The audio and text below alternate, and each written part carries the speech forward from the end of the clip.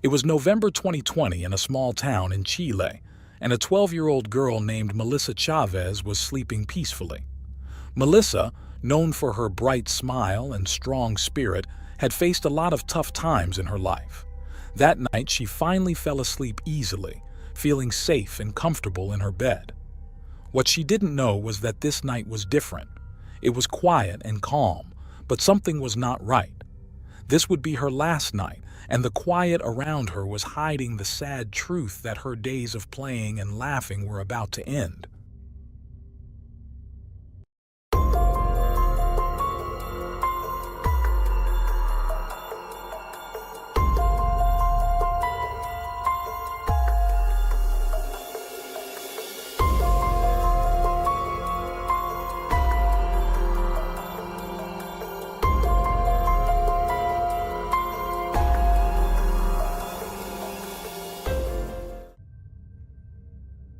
Melissa Chavez was born in 2008 in the city of Coquimbo, Chile. She was the youngest child of Mirta Ardil and Denny Chavez, who already had 3 children. Although Mirta and Denny were really nice people, the couple decided to separate shortly after Melissa's birth after 8 years together. However, Melissa's paternal family continued to stay in touch with her. Her aunt, Gina Chavez, had a special affection for her and was always concerned for her well-being. To support her household as a single mother, Mirta worked various jobs, including in a bar. It was there she became very close friends with Maria Teresa Caballero, a co-worker. Almost every night after closing the bar, Maria would head to another nearby bar to work extra hours and earn more money. Since Mirta often accompanied her wherever she went, she eventually found employment at that place as well. One night, while Mirta was working at the bar, a regular customer approached her. His name was Luis. Although details about his life are scarce, it is known he was born in 1981, worked in a mine in Antofagasta, and lived with his then-partner. This first encounter led to a romance that neither Luis's ongoing relationship nor their age difference, with Mirta being 8 years his senior, could prevent. Eventually, Luis left his partner and moved in with Mirta. By the year 2010, when Melissa was just 2 years old. By this time, Melissa's reserved nature was already evident, a trait that did not change much as she grew older. When she started school, she was kind but clearly found it hard to socialize and had few friends. Her shyness extended towards Luis, whom she saw as a stranger. However, in 2012, when her mother and he welcomed their first child together, the new sibling helped Melissa to start accepting Luis into her life. From that point forward, he also took on a role in her upbringing, offering her affection and care as if she were his own daughter. In turn, she began to refer to him as her father. This dynamic continued for a while, allowing Melissa to experience something she had almost never had, a sense of a home without fractures. But in 2014, Luis's behavior towards her changed. Everything occurred one afternoon when he was looking after her while Mirta was at work. Just then, without warning, what had always been merely affectionate treatment turned into inappropriate touching. Melissa first confided in one of her older sisters and only afterward alerted her mother. Around the same time, the girl was seen by her school's psychologist, to whom she also revealed what had happened. Faced with the alarming disclosure and the need to act to protect the girl, the news was communicated to the school's principal. She reached out to Mirta, and knowing how serious the situation was, the psychologist and they went to talk to the authorities. A complaint was filed through the psychologist and the prosecutor's office. The prosecutor's office immediately opened a case, and as a result, the courts decided to revoke the mother's custody of her daughter. Initially, it was thought that temporary custody would be given to the biological father. However, at that time, his situation was far from ideal. On the contrary, he was suffering from deep depression and struggling with alcoholism. As such, Melissa was placed in the care of her Aunt Gina. As for Mirta, in October 2014, the same court referred her to a family court program. The goal was to subject her to psychological and psychiatric assessments.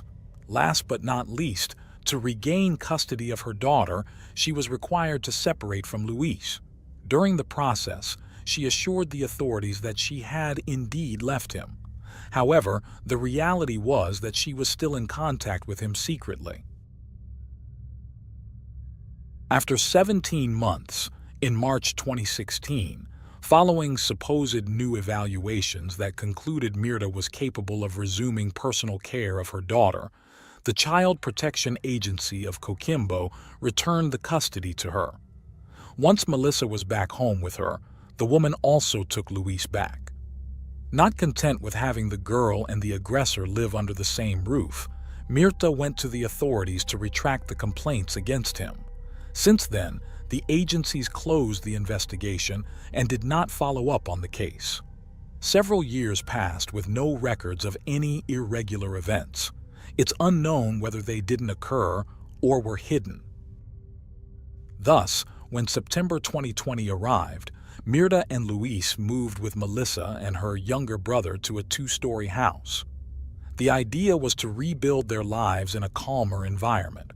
Melissa, who was 12 years old at the time, had started secondary school and was in the 7th grade.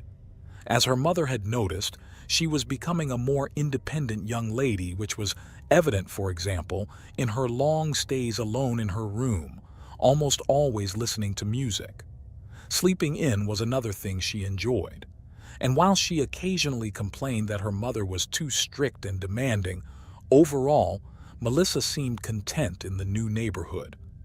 But just then, Luis sought to resume the inappropriate behavior towards her, which had been suspended after the whole ordeal caused by the initial complaint. This time, fully aware of what was happening, Mirta chose to pretend nothing was happening. She didn't even make a complaint to protect her daughter. Instead, she often felt really jealous because Luis paid more attention to Melissa. The morning of November 26, 2020 proceeded with complete normality as everyone prepared to leave the house.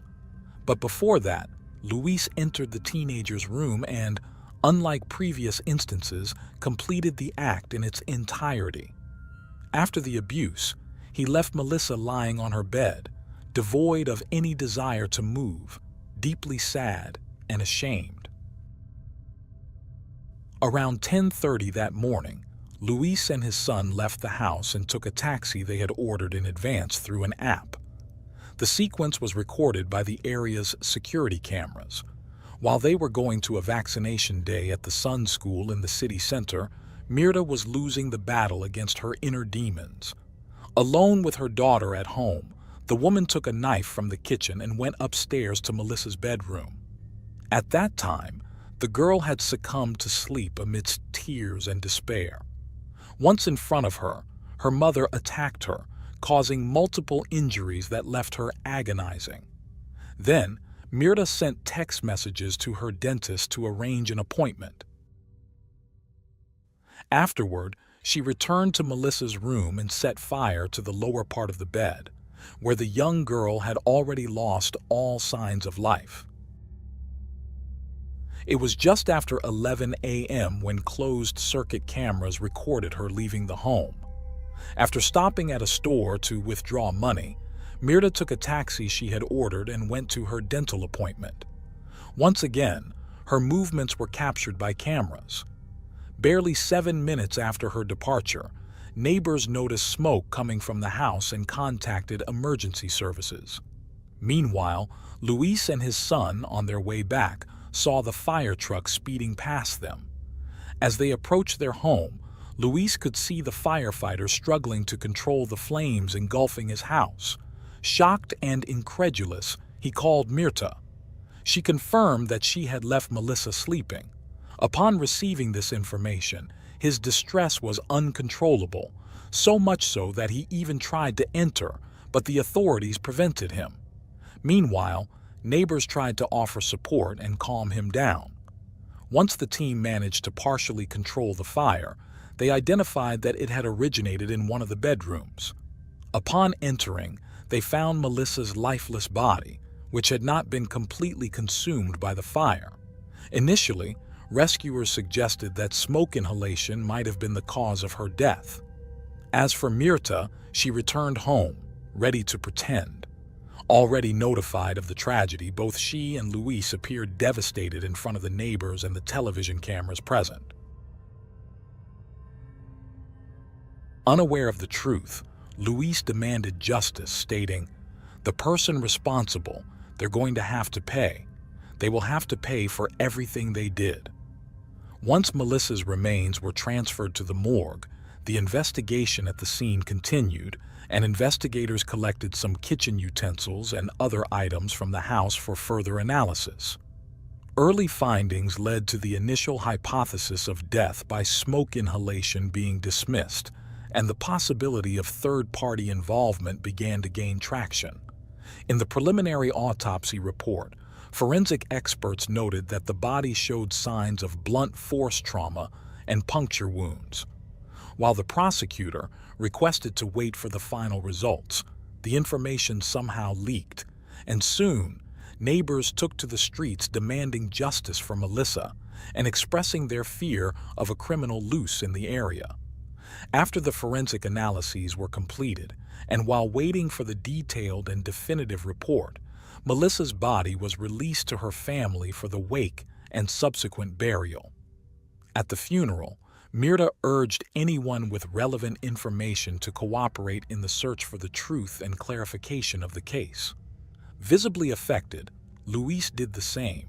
However, suspicions were directed at the victim's mother, especially considering she had been the last to leave the house on that fateful day. Others claimed to have seen an older man leaving just before the smoke was noticed. This last theory was convenient for Mirta, who clung to it. However, upon reviewing the security cameras around the house, investigators found no evidence of the alleged presence of this individual. Therefore, they decided to pause this line of inquiry while continuing to search for new clues.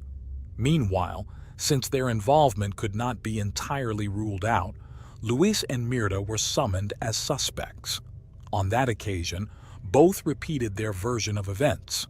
Additionally, their cell phones were made available to the authorities. Shortly after, the autopsy results confirmed the severity of the attack Melissa suffered, which, according to forensic doctors, would not have been fatal had she received timely medical help. The detectives in charge of the case revealed chilling details, confirming she suffered cranioencephalic trauma and had 11 sharp force injuries. The worst part was that they estimated she had agonized for approximately an hour. Recent sexual abuse was also indicated by injuries, but no genetic material could be retrieved. From that moment, Luis became a focus for the prosecutor, who could not ignore the 2014 precedent. Meanwhile, chemical tests performed on the seized utensils found traces of the victim's and her mother's DNA, particularly on the knife used in the attack. The prosecutor's office revealed crucial details about this evidence. The knife used in the attack had a distinctive tip damage, matching the injuries and fractures on the teenager's skull. Moreover, it wasn't just that the mother's and daughter's DNA was found, but where it was located. According to the Legal Medical Service, Melissa's genetic material was on the blade, and a significant genetic fingerprint of Mirta was on the handle.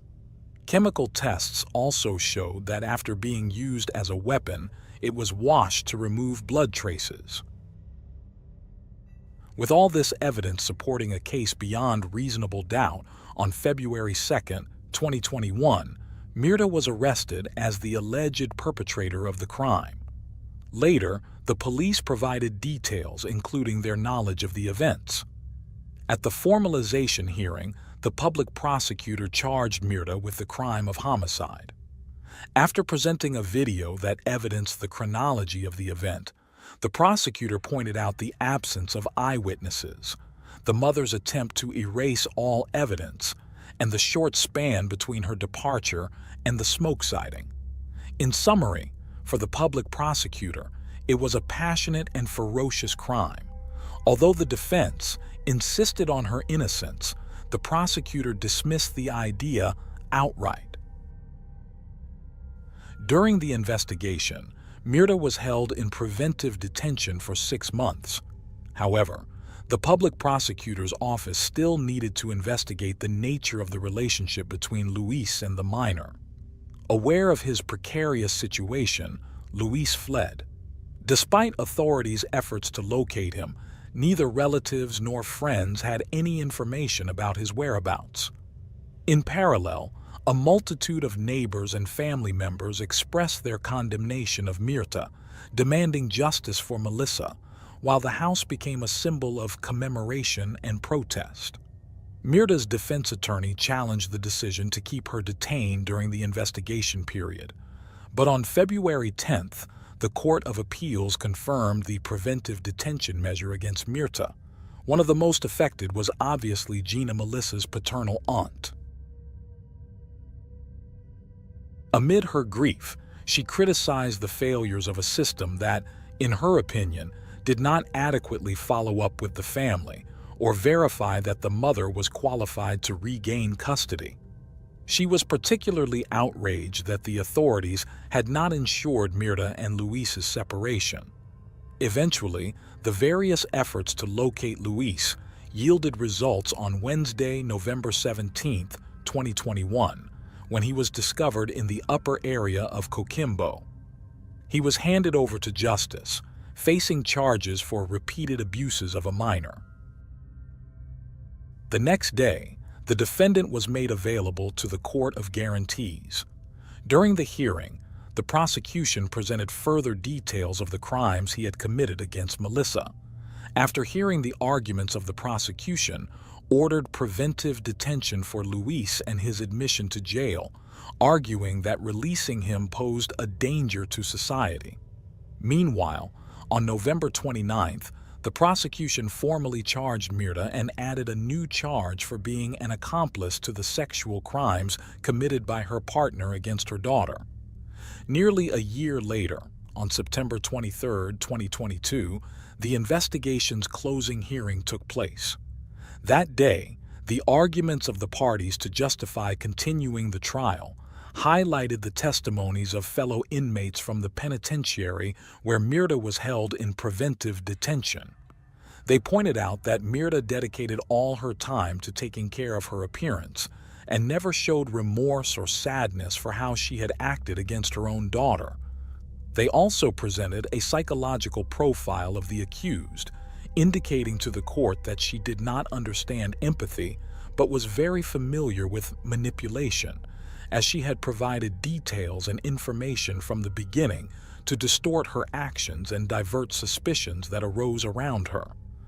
They stated that Myrta was a person with a preserved reality judgment, aware of the illegality of her acts and the consequences of her actions. This made her culpable as she presented a personality disorder but no loss of contact with reality.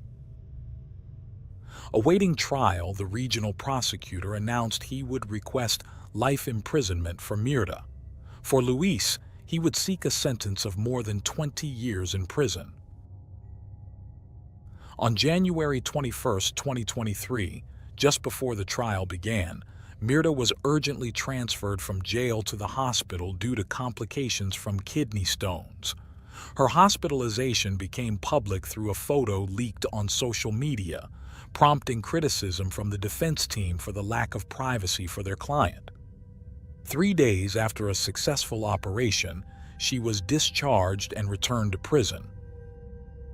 Given the extreme gravity of the events and the fact that they involved a minor, the Child Rights Defense Office requested that the hearings be conducted without media presence.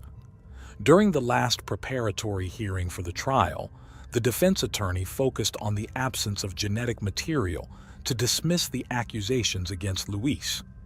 Ultimately, considering the evidence presented by the public prosecutor's office insufficient, the court dismissed the charges, and instead of preventive detention, Luis was placed under house arrest with a prohibition on leaving the country. Despite this decision, he still had to face a trial. Mirta was not as fortunate. Despite her lawyer's efforts, the highest judicial authority determined she should remain in preventive detention. The trial for Melissa's case took place on April 23, 2023. Presenting a detailed chronology of the events leading to the tragic outcome, the prosecutor asserted that all evidence pointed unequivocally to Mirta, a woman whose jealousy led her to see a rival in her own daughter. To support her case, security camera footage was exhibited in court. The defense criticized what they considered a lack of thoroughness in the investigation, arguing that other leads that could have led to the real culprit and not Mirta were not sufficiently explored. The defense attorneys requested that the court consider their client's substantial cooperation since the beginning of the investigation, initially as witnesses and later as defendants. They proposed a sentence of 10 years for homicide and 5 for arson for Mirta, and a 3-year and 1-day prison sentence for Luis. However, both the public prosecutor and the case advocates opposed all the requests. On May 17, 2023, in a unanimous decision, the court found Luis and Mirta guilty of the charged crimes. Following the verdict, the prosecutors thanked the support of civil society and the entities involved in the investigation, including the experts from the forensic laboratory. On May 27, 2023, the court sentenced Mirta to 33 years in prison, 18 for homicide, and 15 for being the author of a consummated arson. Luis Santander was sentenced to 10 years and 1 day for repeated sexual abuse of Melissa Chavez and was prohibited from engaging in activities involving minors. The case deeply shocked Chilean society, and though the sentences could not reverse the irreparable loss of Melissa and the life she could have had, they brought some consolation to the community with the effective action of the judiciary. Dear viewers, this concludes today's story. Remember to subscribe and leave a like to let me know you appreciate my work. Good night.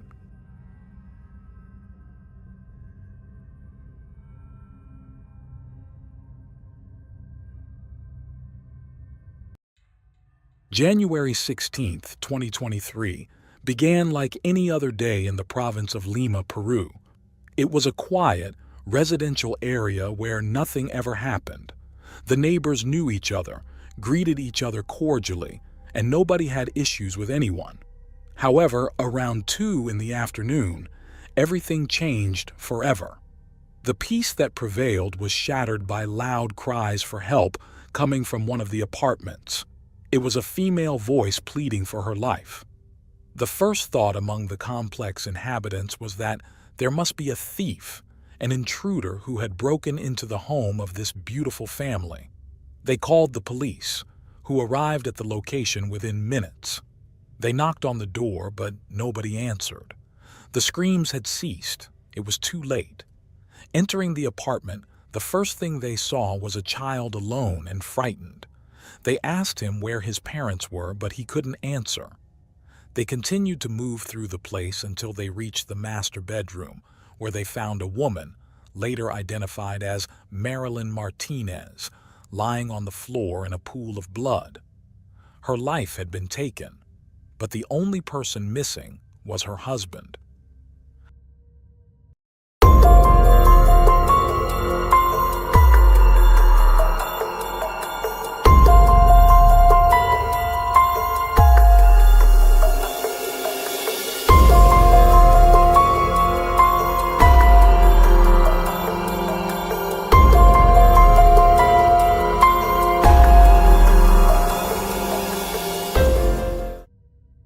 Marilyn Martinez was born on September 3, 1995. Her family was middle class. Although money was not a problem, they always strived to improve their economic status to have a better life. Instilled with strong values, Marilyn's main dream was always to study, secure a good job, and achieve everything she desired. However, someone obstructed her path. At just 17 years old, she met Alexander Israel Pinedo, a 30-year-old man almost twice her age. Yet she didn't care. The love was immediate. Unlike others around her, Alexander seemed unattracted to her responsible and ambitious side. Instead, it bothered him, and problems soon followed. Alexander frequently displayed intense jealousy whenever Marilyn went out with friends or even her family. He would lose his sanity, and although Marilyn tried to talk about issues, Alexander would violently beat her in a sinister attempt to show who was in charge. Despite the issues, they moved in together when she was still very young, to counteract the torment she experienced at home. Marilyn sought things that made her happy. If she couldn't have stability in her relationship, she would at least find it in her career. She was studying and simultaneously began working in an office. She excelled at what she did, was very diligent, and committed herself fully to everything she undertook. Upon turning 18, Marilyn decided she had endured enough, packed her beautiful suitcases, and left. However, within a few hours she realized she had forgotten some items in their shared home. She returned to collect them and found Alexander completely furious. He struck her on the head and punched her in the groin. Marilyn left the house crying and went to see her mother and sister, who both encouraged her to file a police report. She followed their advice, yet her determination quickly faded. Like a true manipulator, Alexander showed up at her house and convinced her to get back together, promising a fresh start. He vowed to treat her well and give her something she had always wanted, a child.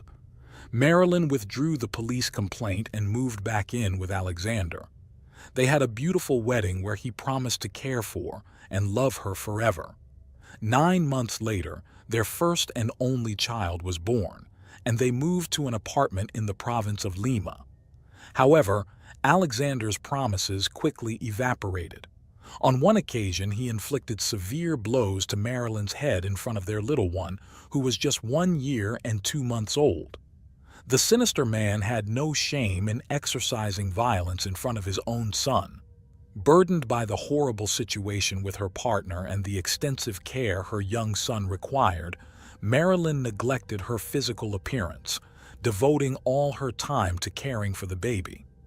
Her husband had forbidden her from visiting her mother and sister, as well as from having them come over to help. Growing increasingly depressed, Marilyn gained a significant amount of weight, which only added to her frustration. She no longer met her own beauty standards and didn't feel like the perfect girl she wanted to be. Nonetheless, Marilyn was never the type to remain passive when things didn't unfold as she wished. Something had to be done. She decided to initiate a plan to regain her figure, believing that looking good would make her feel good. Her training started to pay off, and Marilyn had an idea. Many women must be going through the same thing as her. If she recorded her routines and talked about her plans for spiritual growth, she could help others in similar situations.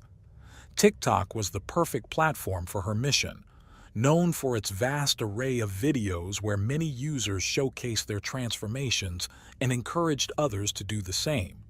These were short, easy-to-follow recordings.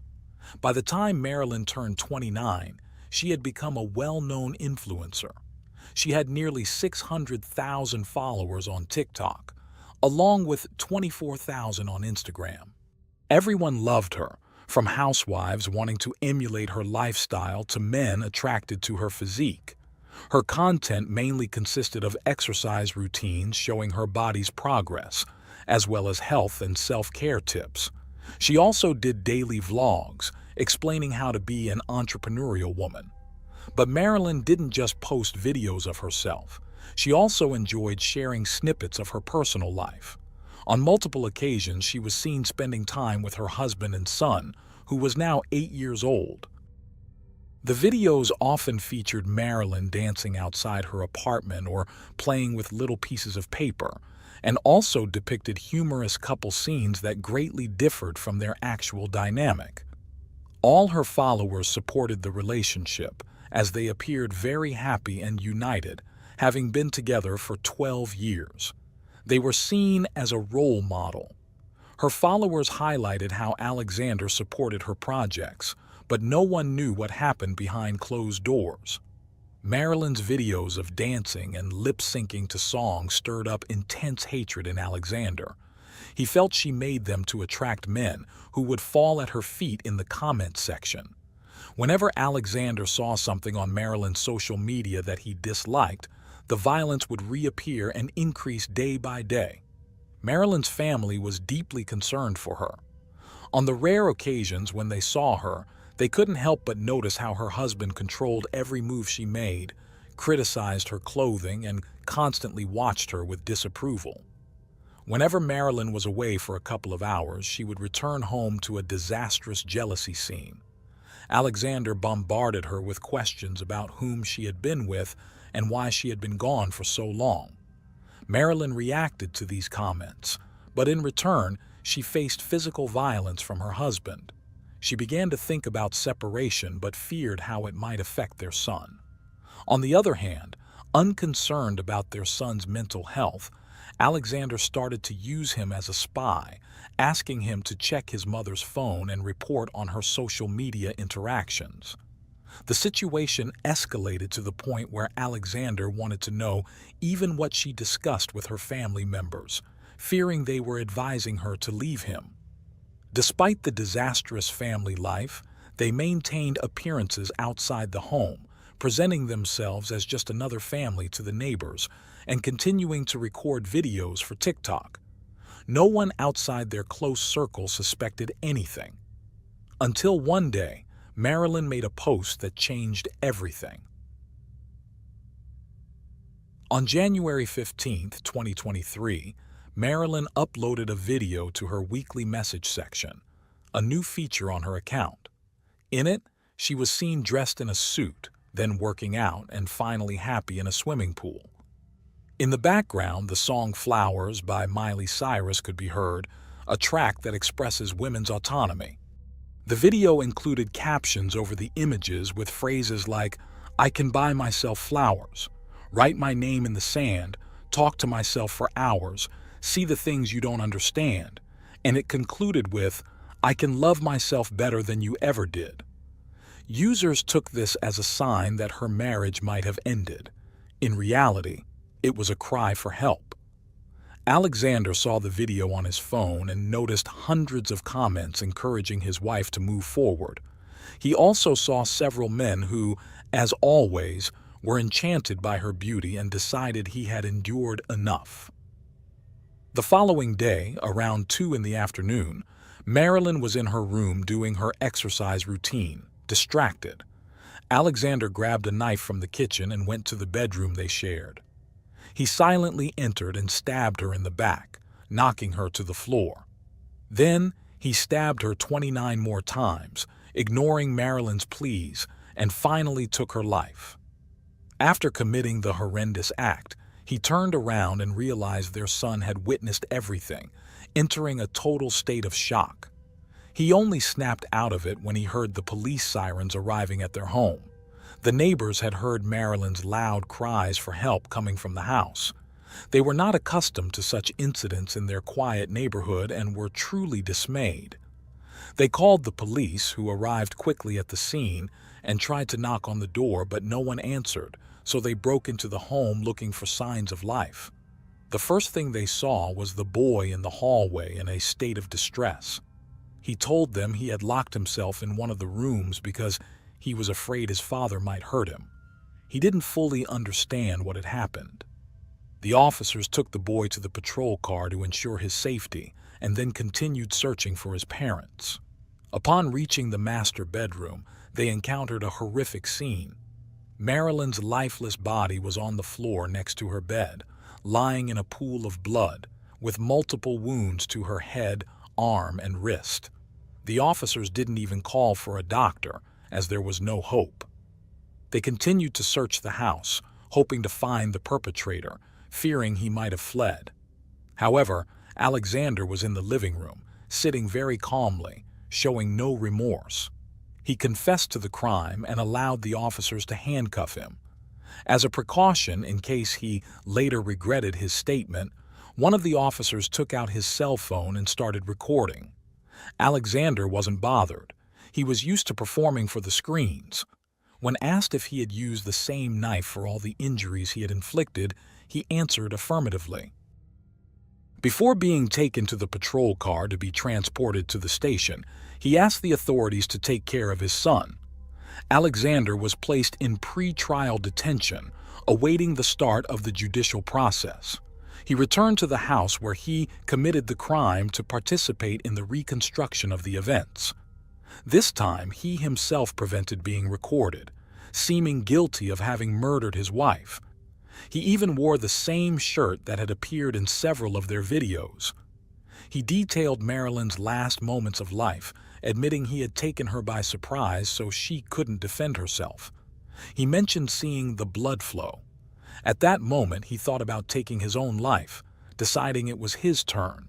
But before he could stab himself, he backed out, describing himself as a coward in his own words. Despite the magnitude of his narrative, the sinister man spoke with total coldness, as if recounting an anecdote. He also did not hesitate to say that his son had witnessed the crime. He reiterated that he was a murderer who had killed his wife and promised to pay whatever was necessary, although he did not seem very remorseful. That same day, local news broadcast the video, which even reached TikTok, the platform where Marilyn had often appeared cheerful and happy. At first, her followers thought it was a distasteful joke, but as hours passed, all Peruvian media outlets spread the news, and the collective grief was overwhelming. Social media unified in demanding the maximum penalty for the murderer. The trial began swiftly, with Marilyn's relatives present to give their version of the story.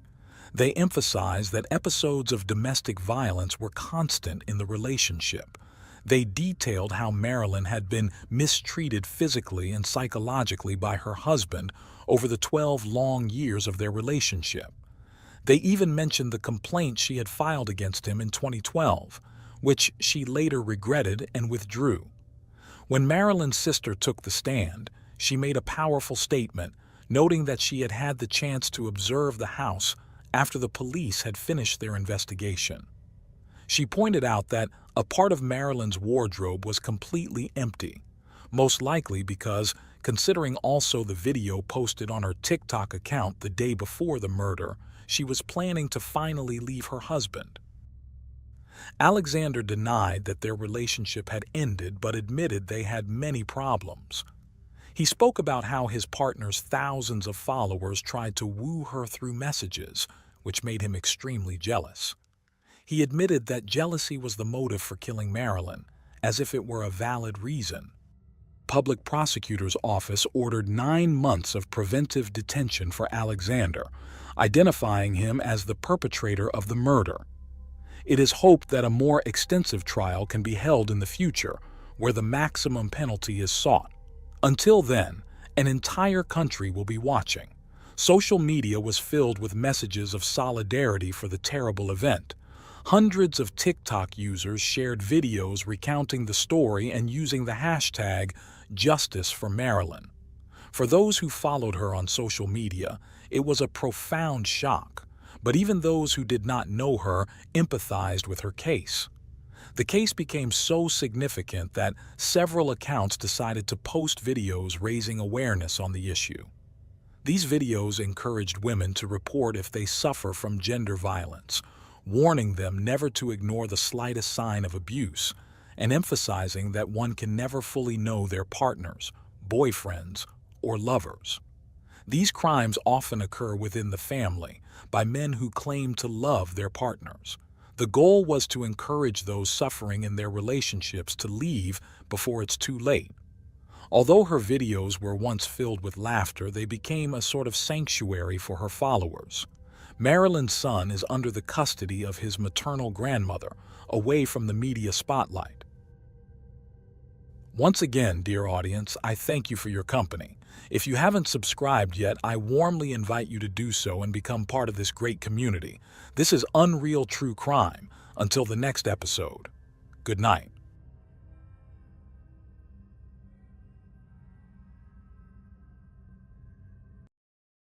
Dear audience, we've taken your feedback to heart and I'm here because of it. My name is Michael, and I'm your new storyteller. I'm eager to bring you compelling narratives that I hope you'll find as intriguing as I do. Please share your thoughts and comments with us. We're committed to becoming the go-to channel for crime stories.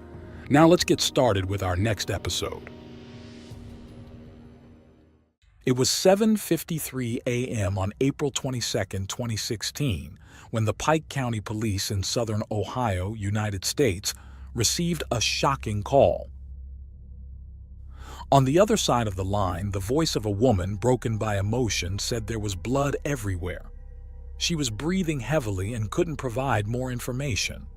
Eventually, she managed to explain what had happened, saying she had found her brother-in-law and one of his cousins, both seriously injured. The officers headed there. As they were en route to the residence, a neighbor asked them to stop. He wanted to give them 2 more addresses, those of relatives of the victims, feeling in his heart that they too had been attacked. Meanwhile, the woman found 2 more family members in another house, and the bodies began to pile up. By the time they visited the 3 trailer homes, the death toll was 7, all having been shot in the head while sleeping. As if that wasn't enough, by midday, they received news that another family member had been found dead. The only survivors were a 3-year-old boy, a 6-month-old baby, and another just 4 days old. Little Sophie was also alive, who, by chance, was with her father that night, as if she had known she needed to be protected.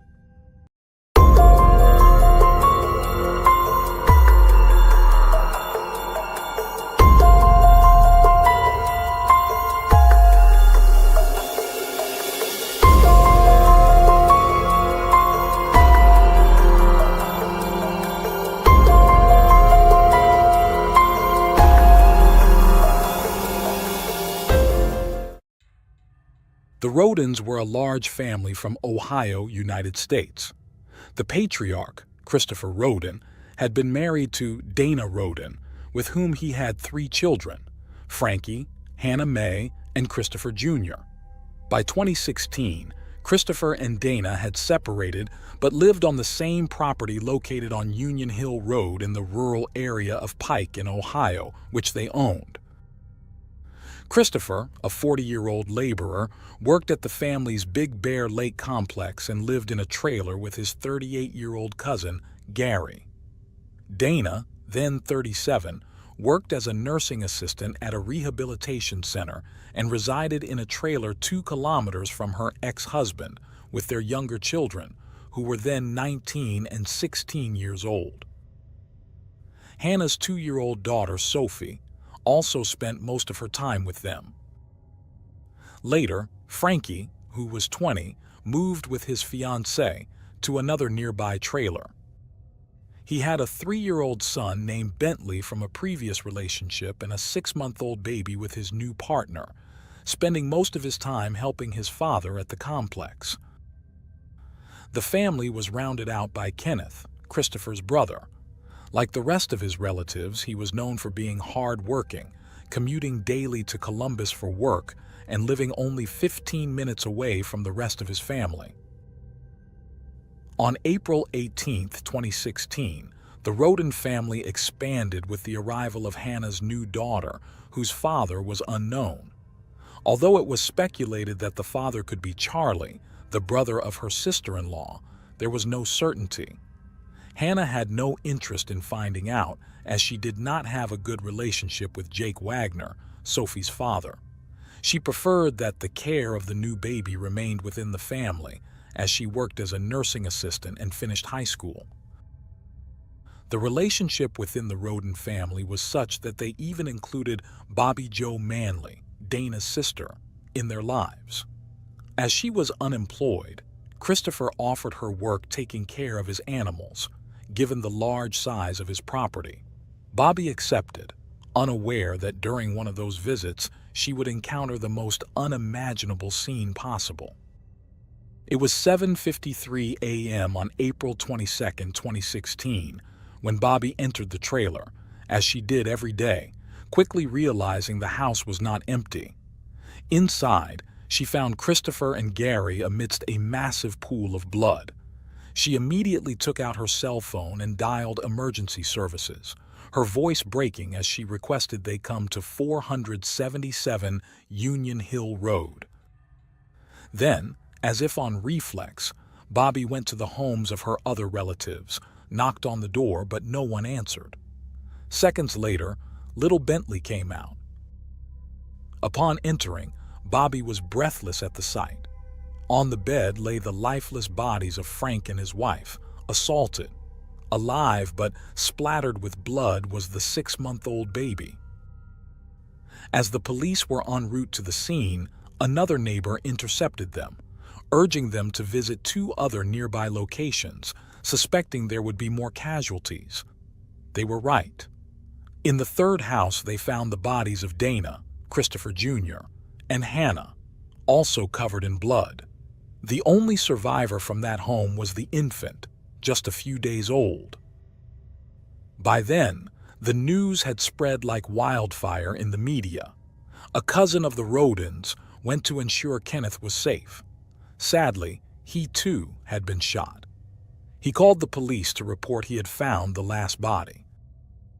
By 1:26 p.m., all the victims had been accounted for: Christopher, Dana, Frankie, Hannah Roden, Christopher Jr., Hannah Hazel, the fiancé of Frankie, Kenneth, and Gary. The only survivors were the young children whom the murderers had spared, and little Sophie, who, by chance, was at her father Jake's house. Examining the bodies, investigators were able to reconstruct the crime. Christopher had a defensive wound on his right arm, leading to the conclusion that he was awake when the assailants entered his home. He confronted the attackers but was overwhelmed by 9 gunshots. Gary was hit by 5 shots. Dana received the same number in her head and neck, some executed even after she had perished, indicating the attackers had been particularly brutal with her. Christopher Jr. was shot 4 times in the head while sleeping, as was Frankie. Hannah Hazel was also murdered with 2 shots to the skull. Kenneth was the only one with a single shot. All the victims had died from multiple gunshots fired from close range, precisely in the same body part. Detectives estimated the assailants fired a total of 32 times, clearly using a silencer, as no one in the area heard the noises. Moreover, all had their hands covered with plastic bags, and autopsy reports showed at least one of the victims had 9 significant wounds. It was clear this was a premeditated crime aimed at eradicating the entire clan, leaving unanswered who could have committed such a heinous act. Upon inspecting the scene, agents found 5 different types of bullet casings from Remington. However, they also found another unused bullet from a different model, confirming their suspicion that more than one attacker was involved in the crime. While the victim's blood was present in all the trailers, none of it matched the DNA of the perpetrators. Detectives attempted to review security camera footage from the homes, but the cameras had been disconnected. These devices also lacked DNA, clearly indicating that the planners of the crime had meticulously covered their tracks. Just as they were running out of hope, the officers found something. In 3 of the 4 homes, there were marijuana grow operations, and one of them contained more than 200 plants. They quickly theorized that the Rodens were involved in drug trafficking, a common occurrence in Ohio, and speculated that the motive for the crime might have been a drug-related dispute. They investigated whether the family had connections to cartels or drug traffickers but found nothing. The possibility of a family dispute over drug money was also considered but led nowhere. Additionally, they found cockfighting rings in one of the trailers. However, illegal cockfighting did not seem to be the motive behind the incident. They were about to leave without discovering anything when a key testimony emerged. Dana's father told detectives that the killers had to be known to the family, as otherwise the dogs would have attacked them. This, combined with the lack of forced entry signs at any of the homes, narrowed the lines of investigation. Ohio Attorney General Mike DeWine stated it was a cold-blooded crime and that the killers were still at large and armed. Efforts were made to locate the rest of the rodents' relatives to ensure their safety. 20 investigators combed through the state, searching every road and home, and interrogated every acquaintance of the family in an attempt to uncover what happened. This only caused a wave of panic in Pike County. Such was the uncertainty that a businessman named Jeff Ruby offered a reward of $25,000 for any tip that could help the police. Neighbors hung a sign on Christopher's barn door asking, "Do you know who killed us on April 22, 2016? In January 2017, the investigation yielded its first result, though it was only a side effect. A cousin of the Rodens named Josh was arrested for substance trafficking. However, the police had already determined that the amount of marijuana grown by the Rodens was not significant enough to suggest a cartel attack. Months passed, and the agents could not even find a motive after interviewing 550 people, gathering 1,100 tips, and examining 700 pieces of evidence.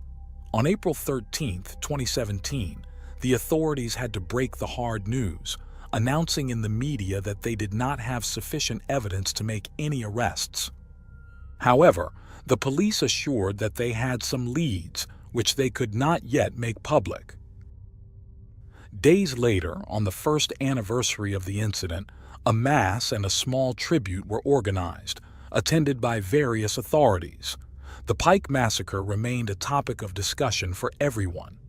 But by the time 2 years had passed, only the neighbors continued to show interest in the case.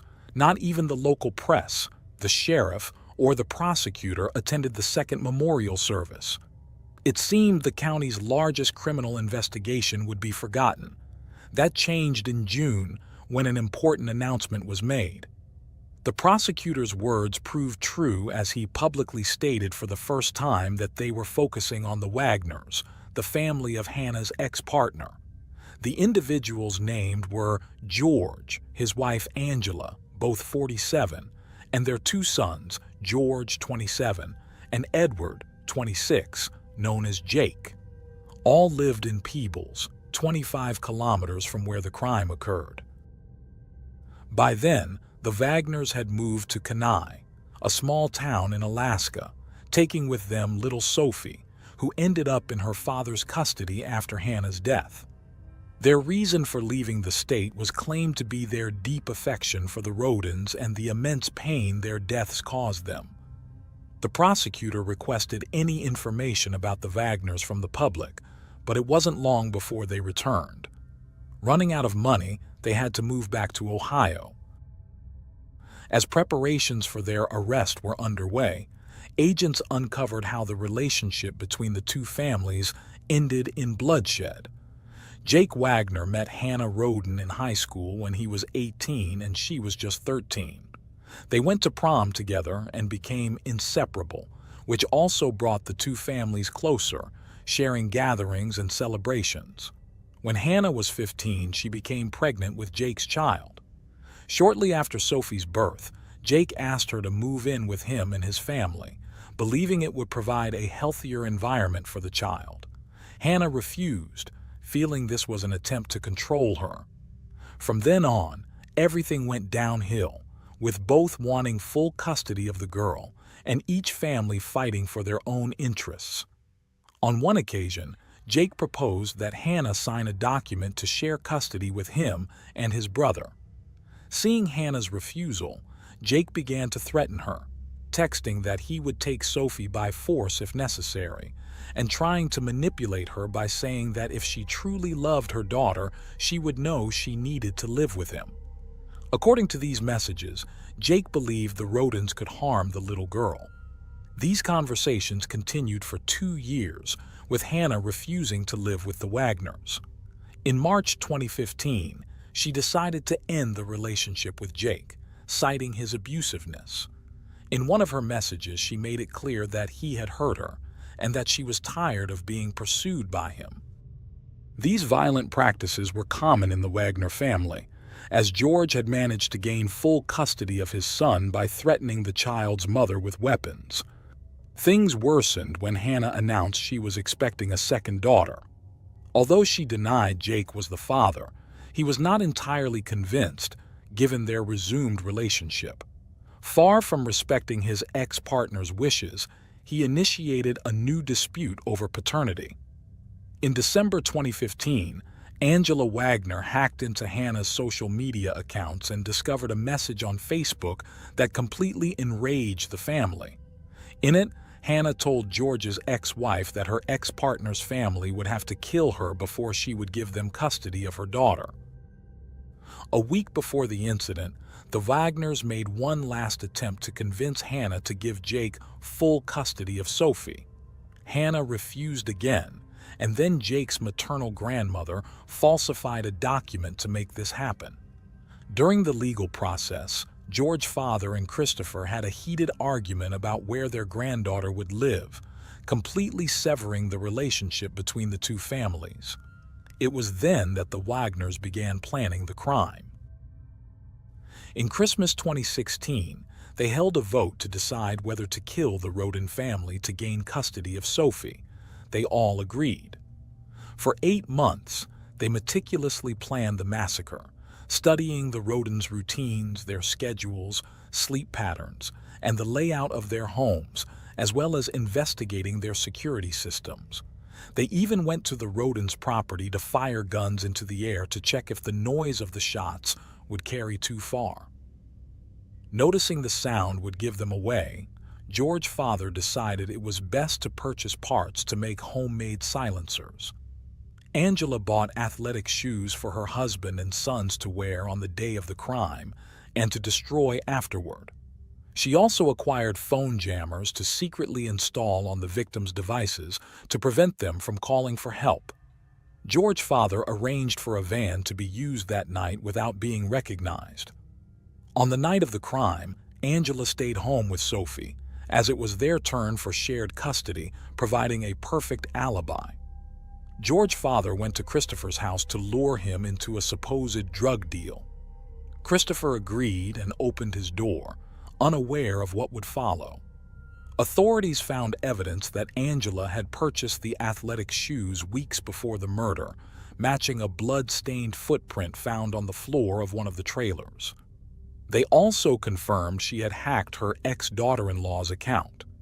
Inspecting the Wagners' electronic devices, agents found internet searches on parental custody, indicating a clear obsession with controlling the children. However, there also appeared to be a conflict between the two families over $3,000 for the purchase of a car. Although Angela was evidently the mastermind behind the plan, the agents were certain that Jake led the executions and that all members of the Wagner clan participated. On November 13, 2018, authorities announced the arrest of 6 individuals, the first 4 being George's father, Angela, George's son, and Jake. They were indicted by the Pike County Grand Jury on 22 counts, including 8 charges of aggravated murder, and pleaded not guilty to all charges.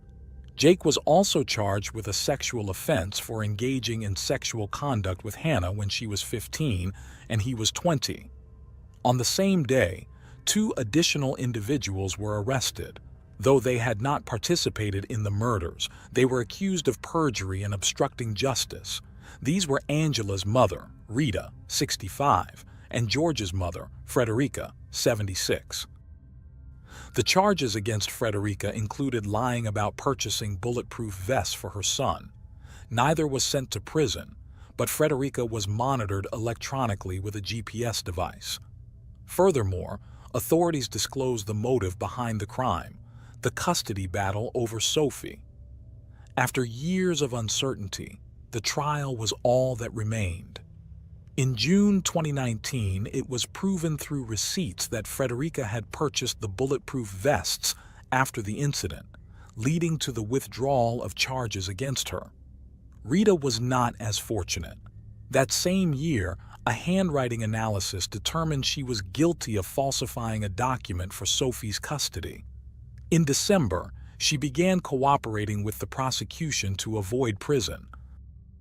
The rest of the Wagners remained in jail, refusing to cooperate with the case and expressing sorrow over the Rodin deaths, wishing for the real killers to be imprisoned. It seemed the case would never close, and Ohio residents could never rest easy until something unexpected happened 2 years later.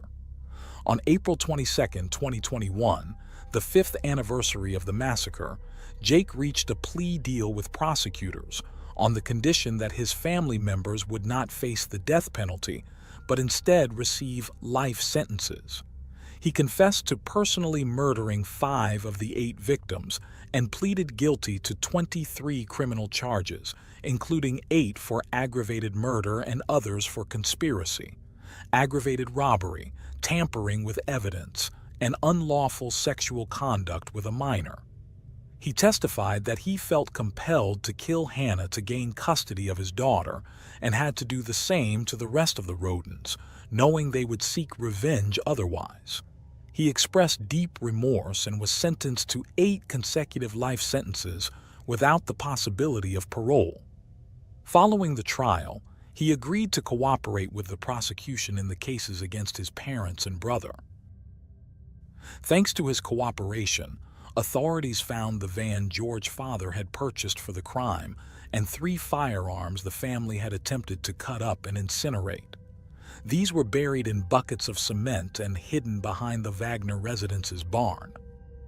A specialist managed to reconstruct the fragments to prove that the casings matched those found at the Rodin's trailers. On September 10th of that year, Angela Wagner pleaded guilty to conspiracy to commit aggravated murder, burglary, and tampering with evidence, agreeing to testify against the remaining accused individuals. In exchange, prosecutors dropped the aggravated murder charges against her, and she was sentenced to 30 years in prison. Only those who continued to deny their involvement remained to be judged. The trial against George Wagner's son began on August 28, 2022. The prosecutor called the defendant's ex-partner to testify, who had distanced herself from the family fearing for her life.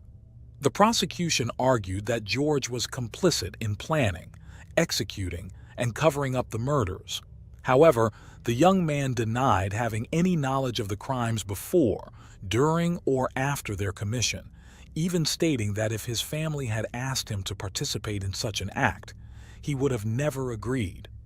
After 3 months, he was found guilty of all 22 charges, including the 8 charges of aggravated murder, and was sentenced to life in prison without the possibility of parole, in addition to a consecutive sentence of 121 years for firearm possession. George's father was still awaiting his trial, which would not occur until February 2024. If found guilty of the same 22 charges as his son, he would face a similar fate. Despite the entire family being convicted, he continues to claim his innocence. The surviving children were placed in the care of distant relatives.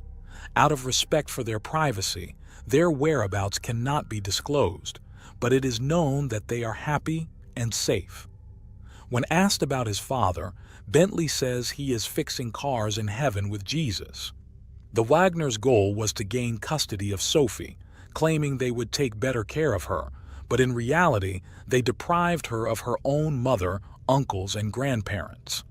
The hope is that she grows up far from her father's family, in an environment where violence is never a means to an end.